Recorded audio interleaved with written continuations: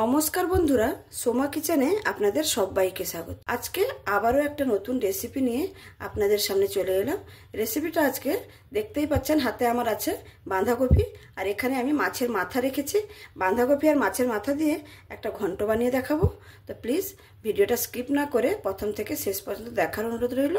আর যদি আপনাদের কাছে ভালো লেগে থাকে তাহলে অবশ্যই লাইক, শেয়ার, কমেন্ট এবং সাবস্ক্রাইব করে আমার পাশে থাকতে হবে। চলুন বেশি কথা না বাড়িয়ে বাঁধাকপিটা এবার কেটে নিই।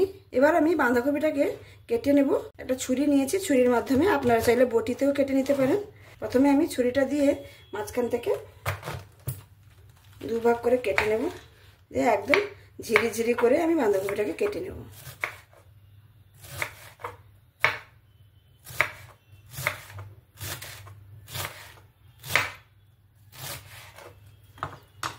দেখুন, এরকম ভাবে আমি বাঁধাকপিগুলোকে কেটে নেব। বন্ধুরা, আমার রেসিপিগুলো আপনাদের কেমন লাগে অবশ্যই কমেন্টের মাধ্যমে জানাবেন। আমি অনেক কষ্ট করে ভিডিও বানিয়ে থাকি, কিন্তু আপনাদের ভালোবাসা থেকে অনেকটাই দূরে আছি আমি। আপনারা ভালোবাসা দিচ্ছেন না।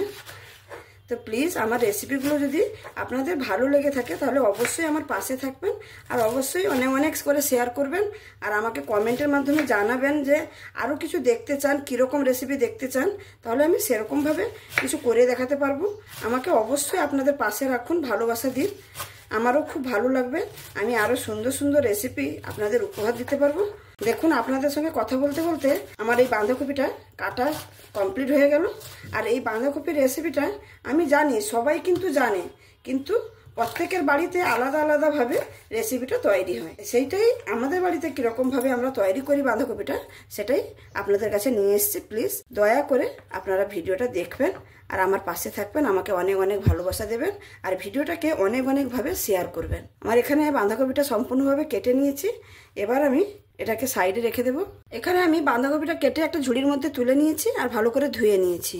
আর এখানে আগে থেকে আমি আলুও কেটে রেখেছিলাম, একটা বড় সাইজের আলুকে এরকম চৌকো চৌকো করে কেটে রেখেছি। আর এখানে যে মাছের মাথাটা নিয়েছিলাম ওতে আমি একটু লবণ আর হলুদ মাখিয়ে নেব।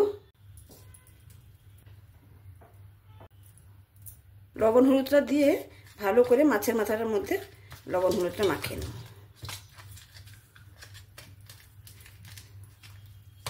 এই বাঁধাকপির ঘন্টটা কিন্তু চিংড়ি মাছ দিয়েও ভালো লাগে। আমি আজকে মাছের মাথা দিয়ে করে দেখাচ্ছি, আর মাছের মাথা দিয়েও খুব সুন্দর হয়। দেখুন, মাছের মাথাতে আমি হলুদ লবণটা মাখিয়ে নিয়েছি। রান্না করে নেওয়ার জন্য এখানে একটা কড়াই বসিয়ে নিয়েছি, আর কড়াইতে পরিমাণ মতন তেলটা দিয়ে নেব। প্রথমে আমি মাছের মাথাটা ভালো করে ভেজে নেব।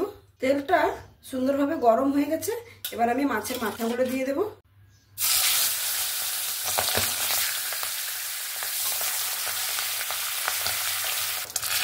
মাছের মাথাটা সুন্দরভাবে উল্টে পাল্টে আমি লাল লাল করে একদম ভেজে নিয়েছি। এবার মাছের মাথাটা তুলে নেব। মাছ ভাজা তেলের মধ্যেই আমি রান্নাটা করে নেব। পরিমাণ মতন তেলটাই আছে, এর থেকে আর বেশি তেল ব্যবহার করব না। এবার আমি ওই তেলের মধ্যে ফোড়নে দিয়ে দেব জিরে আর তেজপাতা।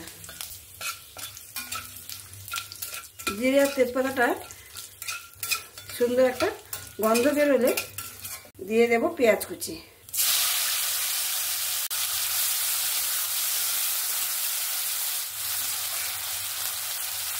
পেঁয়াজটাকে সুন্দর লাল লাল করে ভেজে নেব।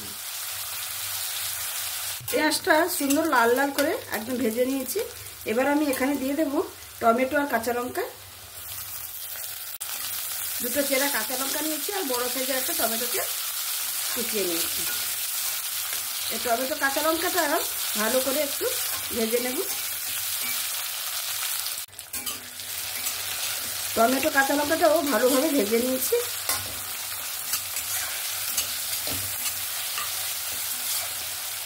এবার আমি এখানে একটু রসুন বাটা আর আদা বাটা দিয়ে দেব। আমি এখানে আগে থেকেই বেটে রেখেছিলাম। রসুন আর আদা বাটাটা দিয়েও ভালো করে একটু কষিয়ে নেব যতক্ষণ না রসুন আর আদার কাঁচা গন্ধটা চলে যায়। রসুন আর আদাটাকে প্রায় 2-3 মিনিট ধরে ভালো করে কষিয়ে নিয়েছি, কাঁচা গন্ধটা চলে গেছে। এবার আমি এখানে কিছু গুঁড়ো মশলা ব্যবহার করব। প্রথমে দিয়ে দেব পরিমাণ মতো লবণ, পরিমাণ মতন হলুদ, একটু ঝাল লঙ্কার গুঁড়ো, সেটা যে যার স্বাদ অনুসারে বুঝে দেবেন। আর একটু ভালো কালারের জন্য এখানে একটু আমি কাশ্মীরি লঙ্কার গুঁড়ো ব্যবহার করছি, আর একটু ব্যবহার করছি আমি জিরে গুঁড়ো দিয়ে গুঁড়ো মশলাগুলো দিয়ে ভালো করে আবারও কষিয়ে নেব। এখানে আমি মশলা ধোয়া জল দিয়ে ভালো করে আরও 5 মিনিটের মতো মশলাটাকে কষিয়ে নেব। মশলাটা যত সুন্দরভাবে কষানো হবে কিন্তু বাঁধাকপির ঘনটা খেতে কিন্তু ততটাই সুস্বাদু হবে। মশলাটাকে ভালোভাবে কষিয়ে নিয়েছি, দেখুন সুন্দরভাবে তেল ছেড়ে দিয়েছে মশলা থেকে। আমি মশলাটাকে আরেকবার নাড়াচাড়া করে নিচ্ছি। এবার আমি ভেজে রাখা মাছের মাথাটাকে হাত দিয়ে ভালো করে ভেঙে নিয়েছি, সেটা দিয়ে দেব। দিয়ে মশলার সঙ্গে ভালো করে মাছের মাথাটাকেও কষিয়ে নেব।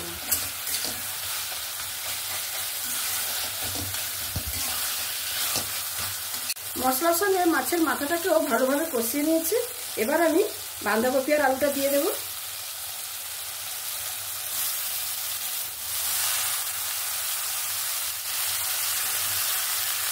দিয়ে ভালো করে মশলার সঙ্গে মিক্স করে নেব।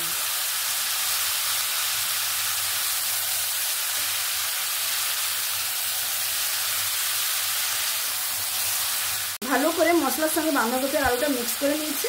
এবার আমি একটা ঢাকনা দিয়ে ঢেকে দেব। এখানে আমি 5 মিনিটের মতো ঢাকা দিয়ে রেখেছিলাম। এবার ঢাকনাটা সরিয়ে নিচ্ছি।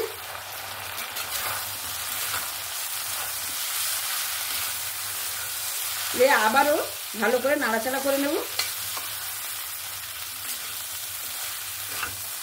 এই ঢাকা দিয়ে রাখার কারণে দেখুন জলটা বাঁধাকপি থেকে যতটুকু জল বেরিয়েছিল কিন্তু শুকিয়ে গেছে সুন্দরভাবে।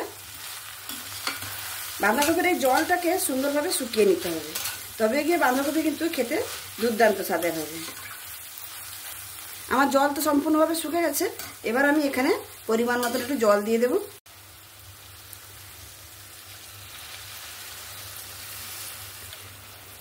এখানে আমি পরিমাণ মতন একটু জল দিয়ে দিলাম। বাদ বাকি যেটুকু সেদ্ধ হওয়ার বাকি আছে আলু আর বাঁধাকপিটা, সেটা সুন্দরভাবে সেদ্ধ হয়ে যাবে। এখানে কিন্তু জলের পরিমাণটা অবশ্যই কম রাখতে হবে। বেশি জল দিয়ে দিলে কিন্তু বাঁধাকপিটা খেতে ভালো লাগবে না, জল জল হয়ে যাবে। জল দিয়ে ভালো করে নাড়াচাড়াও করে নিলাম। এবার আমি আবারও ঢাকা দিয়ে দেবো প্রায় 10 থেকে 15 মিনিটের জন্য, একদম গ্যাসটাকে স্লোতে করে দিয়ে। এতে করে কি হবে, কম জলে সুন্দরভাবে সেদ্ধ হয়ে যাবে। 10 থেকে 15 মিনিট ঢাকা দিয়ে রেখেছিলাম। এবার আমি খুলে নিচ্ছি। দেখুন কত সুন্দর জলটা শুকিয়ে গেছে, আর বাঁধাকপিটাও সুন্দরভাবে রান্না হয়ে গেছে। দেখুন আলুটাও সুন্দর সেদ্ধ হয়ে গেছে একদম। এবার আমি একটু খুন্তি দিয়ে একটু ভেঙে ভেঙে দেব। আর বাঁধাকপি কিন্তু এরকম একটু শুকনো শুকনো করে রান্না করলে খেতে বেশি ভালো লাগে। দেখুন কত সুন্দর দেখতে হয়েছে, আর খেতে তো সত্যিকারে অসাধারণ স্বাদের হয়ে থাকে। আমার রান্নাটা এখানে একদমই কমপ্লিট। আমি নামানোর আগে একটু গরম মশলা দিয়ে তারপরে নামিয়ে নেব। সামান্য একটু গরম মশলার গুঁড়ো। এই বাঁধাকপির ঘন্টতে একটু গরম মশলার গুঁড়ো দেবেন, দেখবেন খুবই খেতে কিন্তু সুন্দর লাগবে। রান্নাটা একদমই কমপ্লিট। এবার আমি পরিবেশন করে দেখাচ্ছি। তাহলে বন্ধুরা দেখতেই পেলেন আমার এই বাঁধাকপির রেসিপিটা। দেখতে দেখুন কতটা অসাধারণ হয়েছে, আর খেতে কিন্তু সত্যিকারে অসাধারণ লাগে। এখন তো বাজারে সবসময় বাঁধাকপি পাওয়া যায়, অ্যাভেলেবেল থাকে। একবার আমার মতন করে এরকম বাড়িতে বানিয়ে দেখবেন, আর এটা কিন্তু রুটি পরোটার সঙ্গেও খেতে অসাধারণ স্বাদের লাগে। একবার বাড়িতে বানিয়ে দেখবেন, বাড়িতে সবাই কিন্তু আপনার প্রশংসার পঞ্চমুখ হয়ে যাবে, আর বারবার কিন্তু বলবে যখনই বাঁধাকপি বাড়িতে আসবে যে ওই রকম ভাবে বানাতেই বলবে। আমার এই রেসিপিটা যদি আপনাদের ভালো লেগে থাকে তাহলে অবশ্যই লাইক, শেয়ার, কমেন্ট এবং সাবস্ক্রাইব করে আমার পাশে থাকবেন। আর যে সকল বন্ধুরা অলরেডি সাবস্ক্রাইব করে আমার পাশে আছেন তাদেরকে অসংখ্য ধন্যবাদ। আর যারা এখনো সাবস্ক্রাইব করেননি প্লিজ বন্ধুরা সাবস্ক্রাইব করে আমার পাশে থাকুন। আরেকটা কথা বন্ধুরা, আপনারা ভিডিও দেখছেন না, প্লিজ দেখুন, দেখলে আমার খুব ভালো লাগবে। সুন্দর সুন্দর রেসিপি ছাড়ছি, আপনারা দেখছেন না। আর কমেন্টের মাধ্যমে অবশ্যই জানাবেন কিরকম ভালো লাগছে কি খারাপ লাগছে, আর অনেক অনেক শেয়ার করবেন। তাহলে বন্ধুরা আজকে এখানেই শেষ করছি। আবার দেখা হবে অন্য কোনো দিন অন্য কোনো রেসিপির সঙ্গে। সবাই ভালো থাকবেন, সুস্থ থাকবেন, সাবধানে থাকবেন। ধন্যবাদ।